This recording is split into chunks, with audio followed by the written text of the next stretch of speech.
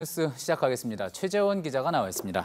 최 기자, 첫 번째 키워드 소개해 주시죠. 네, 첫 번째 키워드는 내부 총질 마라로 정했습니다. 같은 편들끼리 공격하지 마라, 싸우지 마라 그런 이야기잖아요. 네, 이 자유한국당 황교안 대표 얘기인데요. 어제 대전 가서 당원들을 만났는데 당원들에게 이런 질문으로 말을 시작을 했습니다. 지난 2년간 3번의 선거에서 한국당이 왜 졌는지 아느냐 이렇게 묻고 좀 스스로 답변을 했는데 황 대표의 답변은 이랬습니다.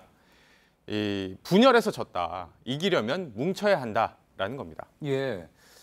하지만 좀 낯선 대목입니다. 보통 이제 보수는 부패로 망하고 진보는 분열로 망한다 이런 이야기가 있지 않습니까? 맞습니다. 오히려 보수 진영 쪽에서 분열로 망했다 이런 이야기가 나오는 거군요. 네, 보수 정당 대표 입에서 이런 말이 나오는 걸 보면 그 오랜 통념도 좀 시대가 변하면서 양상이 좀 달라지는 것 같습니다. 예. 황 대표가 이런 말도 했는데 이번엔 좀 목소리로 직접 들어보시죠. 예. 문재인 정권과 싸워야 할 때 그때도 아직 안에 감정을 풀지 못하고 꿍시렁꿍시렁하고 그러니까 우리 국민들 중에도 내부 총질하지 마라 이런 얘기 하지 않습니까? 예, 직접 본인의 이야기로 내부 총질을 하지 마라. 그러니까 이제 비판의 화살을 좀 밖으로 돌려라. 나를 포함한 지도부에 대한 공격은 좀 삼가라. 그런 이야기로도 들리는군요. 맞습니다. 이 최근 당내 분위기를 의식한 발언 아니냐 이런 해석이 나오고 있는데 좀 친박, 비박, 그 고질적인 한국당의 계파 싸움 또다시 불거지는 모양새거든요. 예. 특히 사람 쓰는 문제 때문에 그렇습니다. 최근에 한국당에서 이루어진 인사를 좀 살펴보게 되면은 당 사무총장 자리에는 박맹우 의원, 친박계고요. 예. 또 이 권한이 막강한 자리죠. 예결위원장 자리, 김재원 의원, 역시 친박계. 또 한국당 몫이 됐던 사개특위위원장 유기준 의원 마찬가지로 친박계입니다. 예, 이렇게 다 모아서 보니까 정말로 최근에 중요한 자리에 다 친박계가 앉았군요. 그렇습니다. 이렇다 보니 반대편인 비박계는 당연히 반발할 수밖에 없고 도로 친박당이 되는 거 아니냐 이런 말까지 나오고 있는데 예. 좀 대표적으로 장제원 의원이 소셜미디어에 이렇게 쓰면서 반발을 했습니다.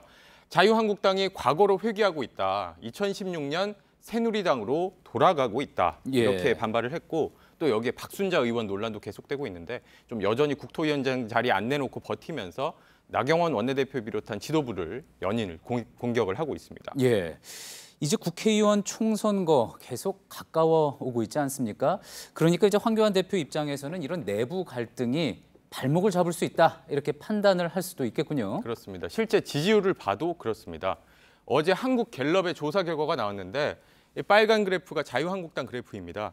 20%대였던 지지율이 7월 넷째 주에는 19%까지 떨어졌는데 이게 황교안 대표 취임 이후 가장 낮은 지지율입니다. 그러니 예. 당연히 위기감이 나올 수밖에 없고 특히 황교안 대표 지지율만 따로 떼서 보더라도 좀 지지율이 일정한 폭안에서 움직이지 않고 더 이상 올라가지 않는 저희가 뭐 흔히 박스권에 갇혔다 이런 표현을 쓰는데 예. 이런 말도 지금 나오고 있고요. 그러다 예. 보니까 황 대표가 오늘 토요일인데도 이례적으로 직접 자신의 이름으로 입장문을 내고 이 정부의 북한 미사일 대응 문제가 좀 잘못됐다. 남북 군사 합의 파기해야 한다. 이런 식으로 안보 공세를 벌이는 모습을 보였습니다. 예, 자유한국당에서는 이제 안보키를 열자 하는 요구도 하고 있는 거잖아요. 어찌 보면 또 안보 문제로 돌파구를 찾는 모습이다. 이렇게 해석이 나올 수도 있겠군요.